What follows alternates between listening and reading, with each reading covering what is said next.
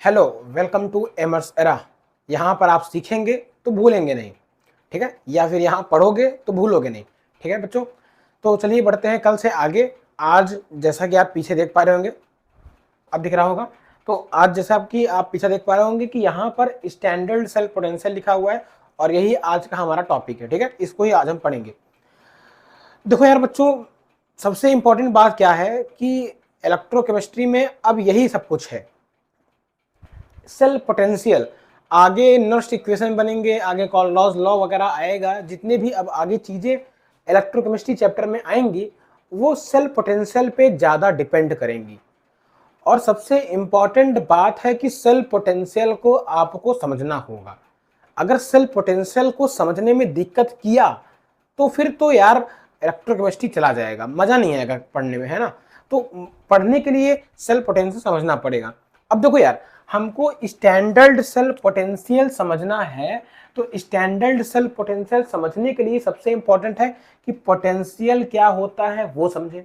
अच्छा, पोटेंशियल समझने के बाद फिर हमें इलेक्ट्रोड पोटेंशियल में ऑक्सीडेशन रिडक्शन पोटेंशियल क्या होता है, उसके बाद standard electrode potential, then cell potential, और जो हमारा फिर समझने वाला काम है स्टैंडर्ड सेल पोटेंशियल। मतलब कि स्टेप बाय स्टेप एक एक चीज को लेकर चलेंगे। स्टैंडर्ड सेल पोटेंशियल तो यार देखो बहुत इंपॉर्टेंट है, और इतना ज्यादा इंपॉर्टेंट है कि आपको सिर्फ ये समझ में आएगा एमर्स एरा पे, दिख रहा होगा ऊपर। तो एमर्स एरा पे आप जुड़े रहोगे तो आईआईटी जेईई का कंटेंट जो जरूरी है, क्वालिटी कंटेंट यहाँ मिलने वाला है ना। हर चैप्टर का मिलेगा। अभी इलेक्ट्रोकेमिस्ट्री में हो तो आप इलेक्ट्रोकेमिस्ट्री को रोजाना एक एक वीडियो देख के बढ़ते रहो। छोटे छोटे वीडियो होते हैं 20-22 मिनट के, 25 मिनट के, इसलिए मैं बनाता हूँ कि जिससे कि आपको भी दिक्कत ना हो, आप आसानी से हर चीज को बहुत ही बेहतरीन ढंग से सीख के आगे बढ़ते रहो। समझ गए। स्टैंडर्ड सेल पोटेंशियल समझने के लिए सबसे पहले हमको क्या समझना पड़ेगा, पोटेंशियल क्या होता है, ठीक है। तो पोटेंशियल समझने के लिए आप क्लास 10th में जाओगे। क्लास 10th में आपका सबसे पहला चैप्टर फिजिक्स में होता है इलेक्ट्रिसिटी।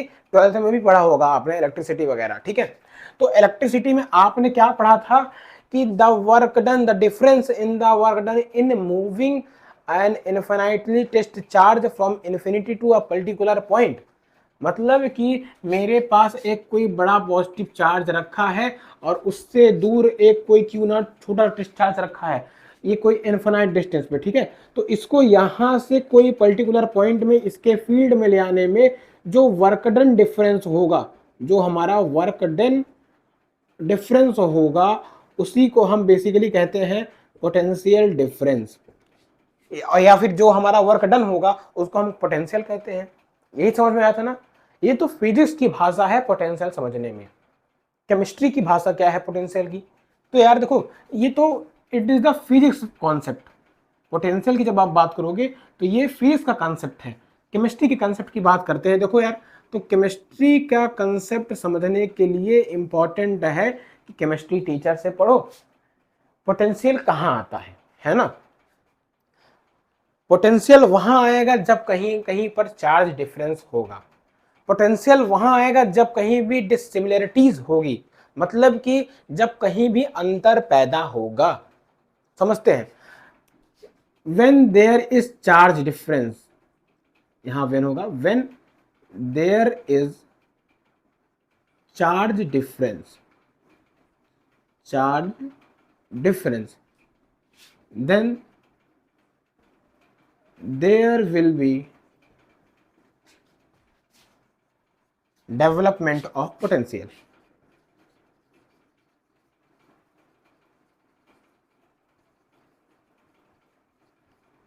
तब वहां पर आपका पोटेंशियल का डेवलपमेंट होगा। देखो थोड़ा आसान भाषा में हम पॉलिटिक्स का एग्जांपल लेते हैं। मोदी जी गवर्नमेंट में हैं और साथ में कांग्रेस के उपाध्यक्ष या अध्यक्ष जो भी हों राहुल गांधी जी हैं। दो अलग अलग पर्सन हमारे देश के एक्सट्रीम लेवल पर हैं। अब मोदी जी और राहुल गांधी जी के बीच का अंतर क्या है कि मोदी जी अभी पावर में है, राहुल गांधी ना पावर है। मतलब कि देखो मोदी जी के पास पावर है तो उनका पोटेंशियल ज्यादा हुआ और राहुल गांधी जी के पास पावर नहीं था तो उनका पोटेंशियल कम हुआ, मतलब कि डिफरेंस आया ना, डिसिमिलरिटीज आई कि नहीं आई। तो ऐसा ही कहीं भी कभी भी चार्ज डिफरेंस हो जाएगा तो वहां पोटेंशियल डेवलप हो जाएगा।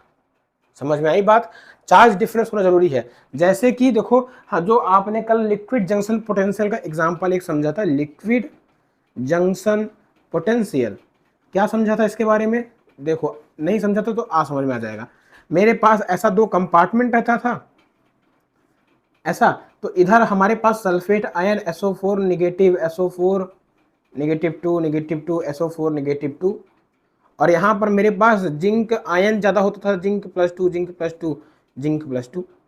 तो बेसिकली देखो, इन दोनों बाउंड्रीज के के तरफ क्या हमको दिख रहा है कि यहाँ पर ज़्यादा हो गया है चार्ज का डिफरेंस, और जब ज़्यादा चार्ज डिफरेंस हो गया है तो यहीं पर हमारा क्या हो गया, पोटेंशियल डेवलप हो गया। अब मुझे लगता है कि आपको पोटेंशियल समझ में आया होगा।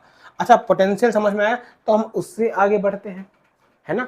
पोटेंशियल के बाद क्या नंबर था, इलेक्ट्रोड पोटेंशियल। चलो देखते हैं बच्चों को, चलते हैं उसके तरफ। इलेक्ट्रोड पोटेंशियल इसको लिख लिया होगा उम्मीद करता हूँ, ठीक है, बना लिया होगा। देखो सब बनाओ, सब जरूरी है, क्योंकि कंसेप्ट सीख रहे हो, मजाक नहीं है ना। तो एमर्स एरा पर आप कंसेप्ट सीखोगे तो भूलोगे नहीं, तो इसलिए लिखना भी तो जरूरी है ना यार, फील कैसे आएगा। चलिए देखते हैं। अब देखो, इलेक्ट्रोड पोटेंशियल की हम बात करेंगे। इलेक्ट्रोड पोटेंशियल सीखते हैं, इलेक्ट्रोड पोटेंशियल, है ना, ये क्या होता है, इलेक्ट्रोड पोटेंशियल की बात कर रहे हैं।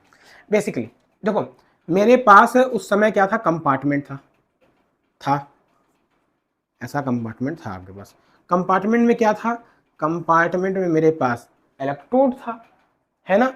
अब मान लो कि ये वाला कौन सा इलेक्ट्रोड था, जिंक था, और जिंक का रेस्पेक्टिव सॉल्यूशन भी था, जिंक सल्फेट सॉल्यूशन था। अब ऐसा था तो साथ में कंपार्टमेंट में सॉल्यूशन था, तो सॉल्यूशन देखो बना दिया ऐसा करके, देखो सॉल्यूशन ये बन गया, है ना। देखो बच्चों, बन गया। एटम बना देते हैं जिंक का, हम देखो ऐसा एटम भी बना दे रहे हैं।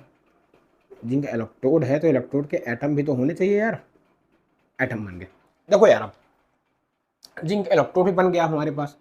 अब क्या होता है, जिंक सल्फेट है तो हमने उस वक्त देखा था कि जिंक क्या था, सॉलिड फॉर्म में था, और वो जाके Zn+2 आयनिक फॉर्म में बदलता है, दैट इज एक्वस फॉर्म, और 2 इलेक्ट्रॉन बेसिकली लूज कर देता था जब वो कनेक्ट था किससे, कॉपर से, है ना।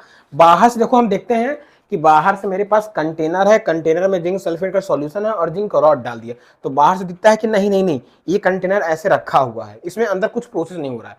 अंदर प्रोसेस होता रहता है। क्या प्रोसेस होता रहता है, देखो यार बच्चों, अंदर क्या है कि जो जिंक सॉलिड फॉर्म में है वो ऑक्सीडाइज होके सॉल्यूशन में आता है, तो जिंक सॉलिड से वो किसमें 2 इलेक्ट्रॉन को लूज करके Zn+2 के फॉर्म में आता है, और वापस से जो Zn+2 का फॉर्म है वो आयनिक फॉर्म है Zn+2, वो वापस से 2 इलेक्ट्रॉन को एब्जॉर्ब करके वापस से वो जिंक सॉलिड फॉर्म में आ जाता है। मतलब कि ये एक ऐसा रिएक्शन चल रहा था, और साथ के साथ एक रिएक्शन ये भी चल रहा था। कौन सा रिएक्शन था, नीली पेन से करते हैं, तो साथ के साथ Zn+2 एक्वस स्टेट में वो 2 इलेक्ट्रॉन को क्या करता था, लेता था, अपने आप को रिड्यूस करता था, और वापस से वो जिंक सॉलिड फॉर्म में आ जाता था। देखो कुछ हुआ क्या, बाहर से लग रहा है कुछ नहीं हो रहा है, लेकिन अंदर से टूट के आ रहा है, फिर चला मिक्स हो जा रहा है। मतलब ये जिंक एलिमेंट जो है सॉलिड फॉर्म में टूट के आयनिक फॉर्म में आता है, और आयनिक फॉर्म से वापस से वो सॉलिड फॉर्म में चला जाता है। बाहर से देखने में कुछ नहीं लग रहा, लेकिन अंदर से ये रिएक्शन हो रही है। अब देखो यार, अंदर से ये रिएक्शन हो तो रही है, लेकिन ज्यादा ये वाली हो रही है, और ये वाली कम हो रही है। मतलब अगर हमको देखना पड़े तो हमको देखने में दिखेगा कि जिंक सॉलिड फॉर्म से ये फॉरवर्ड रिएक्शन है, इस तरह से जिंक +2 आयनिक फॉर्म में ज्यादा जा रहा है, +2 इलेक्ट्रॉन, और जो इसका रिवर्स रिएक्शन है ये कम हो रही है। मतलब कि ये रिएक्शन फेवर कर रही है फॉरवर्ड डायरेक्शन, फेवर फॉरवर्ड, ठीक है, ये फेवर फॉरवर्ड डायरेक्शन कर रही है। मतलब कि हमने देखा कि जिंक जितना जुड़ नहीं रहा है उतना टूट रहा है, ज्यादा टूट रहा है, ज्यादा आयनिक फॉर्म में आ रहा है और कम वापस जुड़ रहा है। समझ में आ रही होगी मेरी बात? आई थिंक आ रही होगी समझ में। अब देखो, अब ऐसा हुआ तो फेवर है, तो मतलब कि देखा जाए तो अब जो इसका नया डायग्राम बनने वाला है वो क्या बनने वाला है कि मेरे पास यही कंटेनर था वापस से ऐसा, और कंटेनर में मेरे पास ऐसा इलेक्ट्रोड था, और ऐसे इलेक्ट्रोड होने के कारण ऐसा आपने वाटर सॉल्यूशन बना दिया, रिस्पेक्टेड सॉल्यूशन। जिंक सल्फेट का सॉल्यूशन ऐसा बन गया। अब इस जिंक सल्फेट के सॉल्यूशन में मेरे पास जो जिंक की रॉड कुछ ना कुछ टूटी थी, क्योंकि वापस कम जा रहा था जो जिंक में मिल रहा था सॉलिड फॉर्म में, ज्यादा मेरे पास आयनिक फॉर्म में आ जा रहा था। तो क्योंकि ज्यादा आयनिक फॉर्म में जिंक आ जा रहा था, तो मेरे पास सॉल्यूशन में ज्यादा मात्रा हो गई जिंक +2 आयन की, जिंक +2 आयन की, जिंक +2 आयन की, और इस इलेक्ट्रोड पे निगेटिव आयन ज्यादा आ गए। मतलब कि पूरे के पूरे सॉल्यूशन में जिंक के चारों तरफ पॉजिटिव पॉजिटिव पॉजिटिव पॉजिटिव इस तरह से आयन आ गए, और हमारे इलेक्ट्रोड पे क्या आ गए? निगेटिव आयन आ गए। समझ में आ रही है बात? अरे हाँ या ना, समझ में आ रही होगी। ऐसा हो रहा है। तो अब देखो, यहां पर निगेटिव चार्ज है, सॉल्यूशन में पॉजिटिव चार्ज है, तो यहां पर हमको क्या दिखा बच्चों? यहां पर हमको चार्ज का सेपरेशन दिखा। क्या दिखा? चार्ज सेपरेशन दिखा। और इस चार्ज सेपरेशन के कारण पोटेंशियल डेवलप हुआ। क्या डेवलप हुआ? पोटेंशियल डेवलप हुआ, जिसको ही हम कहते हैं इलेक्ट्रोड पोटेंशियल। क्या कहते हैं? इलेक्ट्रोड पोटेंशियल कहते हैं। समझ में आई बात? अच्छा, इलेक्ट्रोड पोटेंशियल को इसको अगर डिफिनेशन बनाया जाए तो हम कहेंगे the potential difference, PD short form में, बिटवीन द इलेक्ट्रोड, या बिटवीन द इलेक्ट्रोड हम मेटल लिख सकते हैं, मेटल एंड इलेक्ट्रोलाइट। वो इलेक्ट्रोलाइट ही तो था, that is metal ion. The potential difference between the electrode metal and electrolyte metal ion is known as, उसी को हम कहते हैं, is known as electrode potential.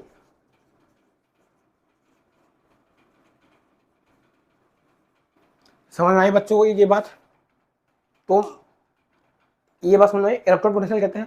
अब इलेक्ट्रोड पोटेंशियल में ऑक्सीडेशन पोटेंशियल था, रिडक्शन पोटेंशियल था, है ना?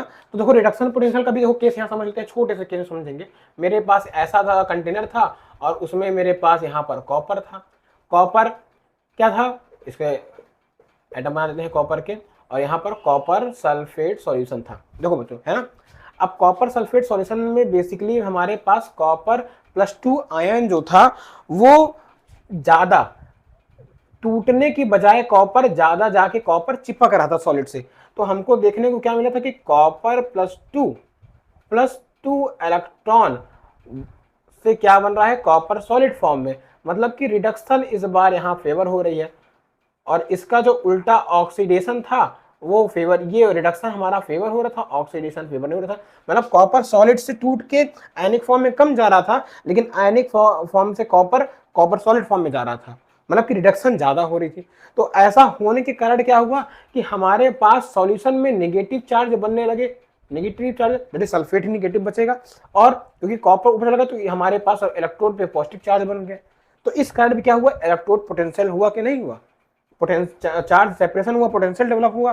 तो electrode potential that is potential difference between the electrolyte and the electrode, electrode potential.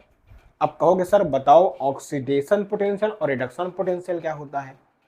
तो देखो यार, ये जो इलेक्ट्रोड था ये बेसिकली यहाँ पर ज्यादा क्या हो रहा है? जिंक से जिंक +2, मतलब कि जिंक सॉलिड फॉर्म से जिंक आयनिक फॉर्म में जा रहा है, मतलब कि ऑक्सीडेशन हो रहा है।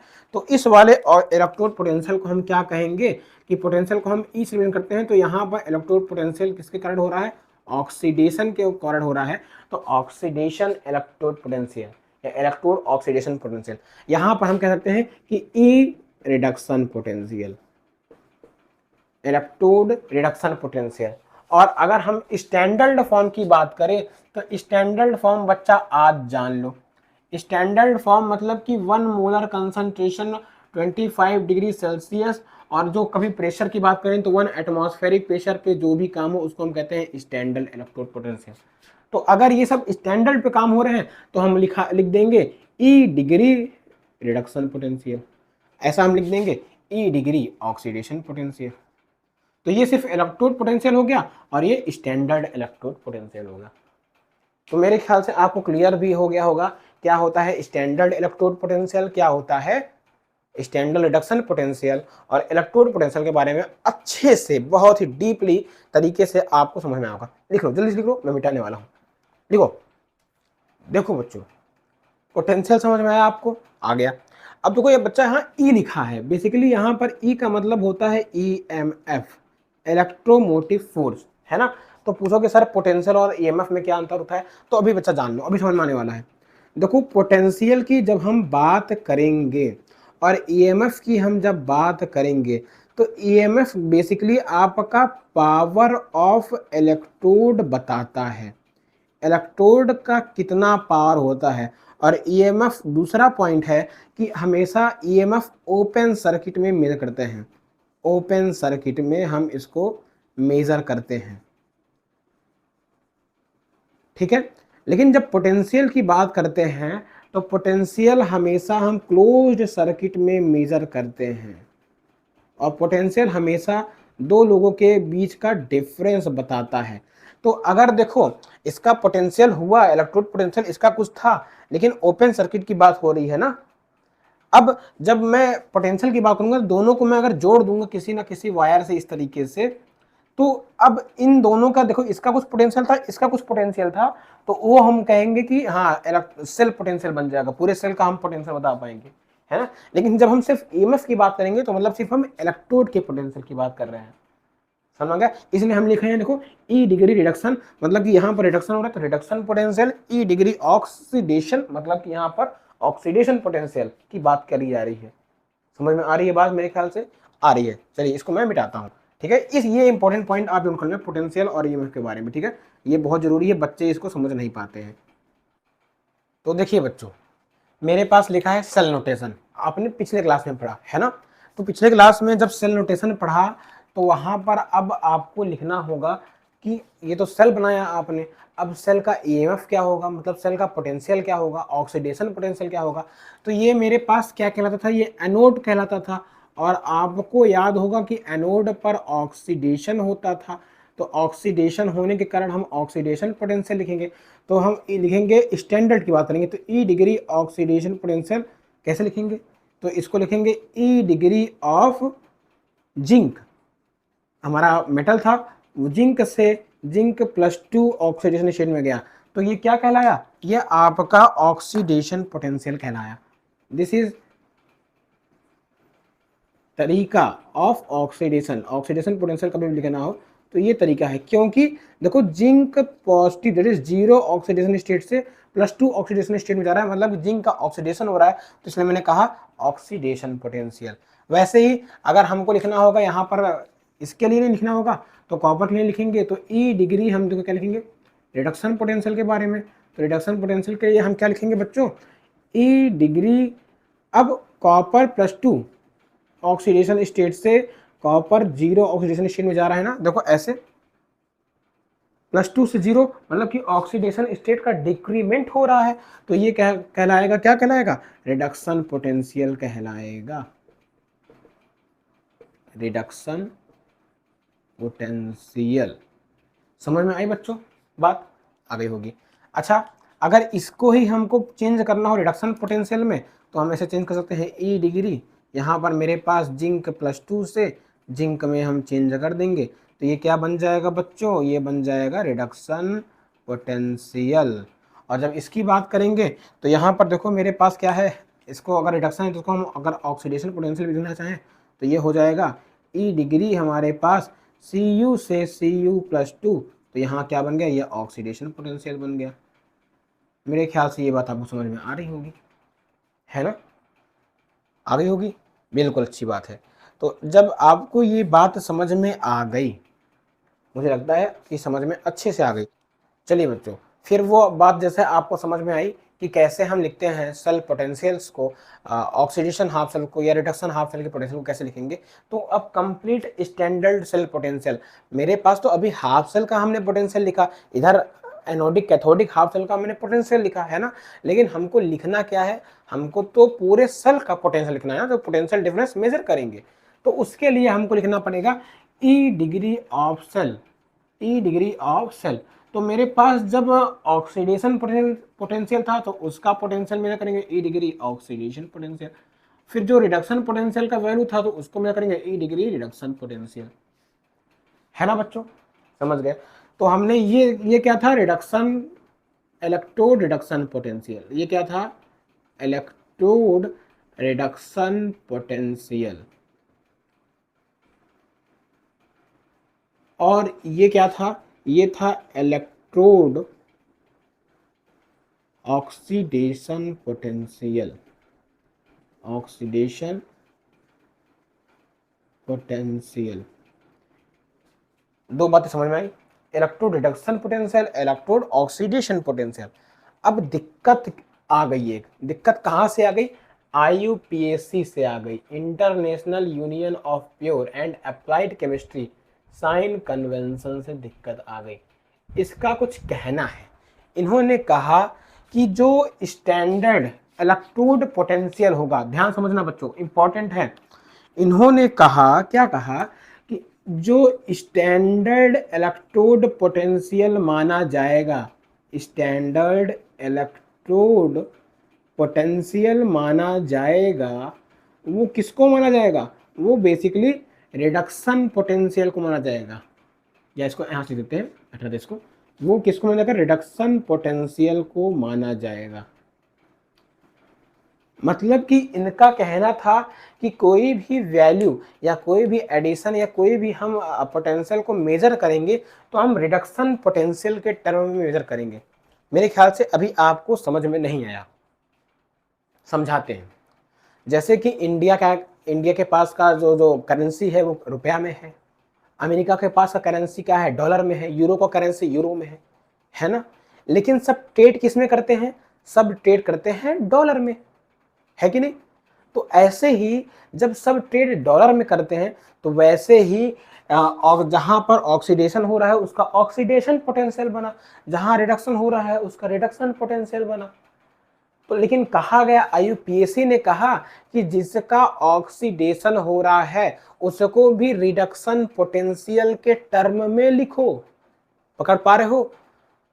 उन्होंने कहा भारत तुम्हारा करेंसी भले रुपया है लेकिन तुमको डॉलर में करना पड़ेगा इन्वेस्ट, या डॉलर में तुमको ट्रेड करना पड़ेगा। वैसे ही रिडक्शन और ऑक्सीडेशन पोटेंशियल दो अलग चीजें हैं, लेकिन IUPAC ने कहा कि हर जो सेल की पोटेंशियल मेजर करेंगे हम रिडक्शन पोटेंशियल के टर्म में ही मेजर करेंगे। तो जब ऐसा आया तो इसको तो बदलना पड़ेगा।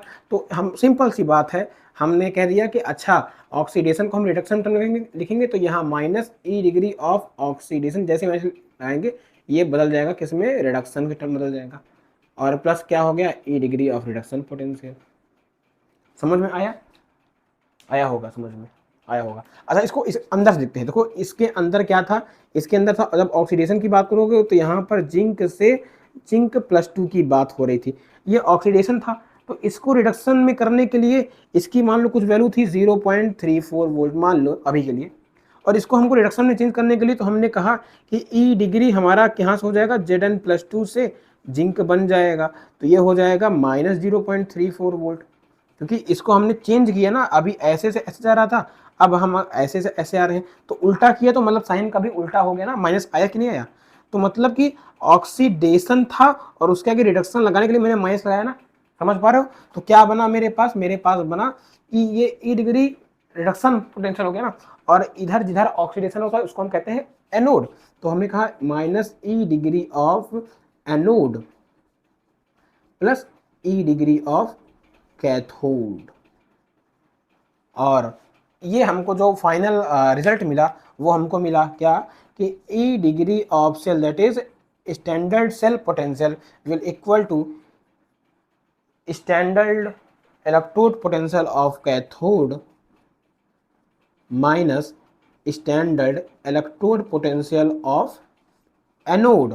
और इस बात का ध्यान रखेंगे कि दोनों का दोनों किस में होगा बच्चों, दोनों का दोनों हमारा रिडक्शन पोटेंशियल के टर्म में होगा, है ना। अब मुझे पता है कि आप लोग इस समय बहुत सारे कन्फ्यूजन में होंगे, कन्फ्यूजन को दूर करना मेरा काम है। तो अभी इसके बाद हम नॉन मेटल की चर्चा करेंगे अगले वीडियो में, मेरे ख्याल से वो छोटा वीडियो होगा, 10 या 15 मिनट का वीडियो होगा। और उसके बाद हमारा क्वेश्चन का देखो, क्योंकि IIT JEE का मैंने वादा किया है तो हम क्वेश्चंस के साथ तो जरूर जाएंगे। तो उसके बाद का जो नेक्स्ट लेक्चर होगा, मेरे ख्याल से इसके बाद का लेक्चर जो होगा, उसमें हम सेल नोटेशन के साथ जो क्वेश्चन मिलते हैं उसको करेंगे, हम सेल को बनाएंगे, नोटेशन बनाएंगे। फिर इलेक्ट्रोड पोटेंशियल से जो क्वेश्चन आते हैं मैक्सिमम हमारी अंडरस्टैंडिंग को बेस्ट डेवलप करने के लिए उसको करेंगे, है ना। तो आज तक के लिए इतना ही, मिलते हैं कल। जय हिंद।